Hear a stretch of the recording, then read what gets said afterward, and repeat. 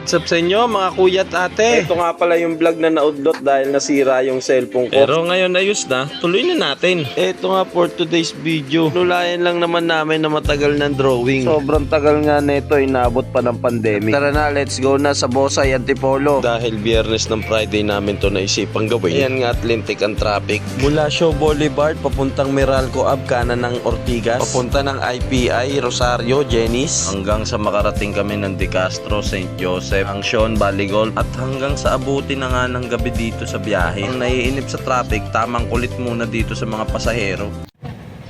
Galing! Bayad pa daw, pre. Ilan to? Galing sa may 50. Nakasakay lang po.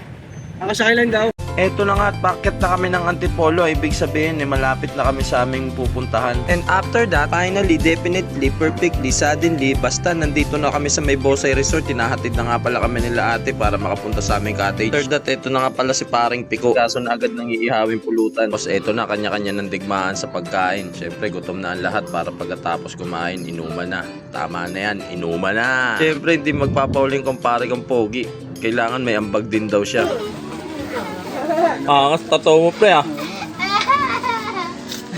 Ano nga pala yung nangyari sa ihawin bangus? Inalis kasi na ng tindero, isa pa wala rin kami dalang pambalo. Mahirap na maghanap-hanap, baka mapagkamalan pa. Nakaisip nga pala ng paraan ng kumpare ko, gumana malikhain niyang utak kaya naisipan niyang gumawa ng fishball. Safe ba yan, pre? Yung kamay mo? Safe ba yung kamay niya? Safe yan, pero medyo maspado lang. Ha? Maspado lang. Magano ba yung pag? 2 very boring minutes later. Pre, paano mo? Paano mo? Paano mo ba si paring Bambi at paring Jed, kwento-kwentuhan pa si Pico habang gumagawa ng favorite niyang fishball. Kanya-kanya na nga rin palang tagay habang busy sa kanya-kanyang gawain. Sa wakas tapos ng bilugin ng mga fishball kaya eto nga nilagyan niya na nga ng suka para daw umasim. Sa kasamaang palad nga mga kuya at ate, wala pala kaming dalang malaking lagayan para pagsamasamahin ng mga nagayat ng mga rekado nito. Etong kinilaw naming fishball kaya eto nakaisip na naman ng paraan ng aking malupit na kumpare. Eto at pinagana na naman niya malikhain niyang isip. Na bounce check muna tayo. Yan, tabi dyan. Uy, puta!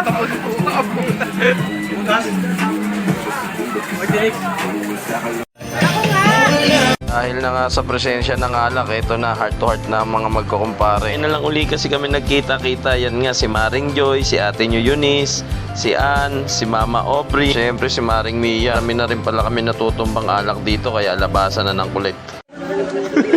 Uy, Marisol, oh. Stop that. Dito na nga kami sa swimming pool at tuwan-tuwa nga ako dito sa cellphone ni paring Jed. Ano ba naman kasi hindi pinapasok yung plastic ng tubig.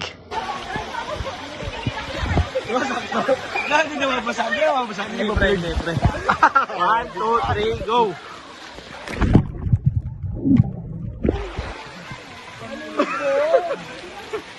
One eternity later. Dito nga tinamaan na mga dapat tamaan. Ito na ang mga nangyaring gaganapan.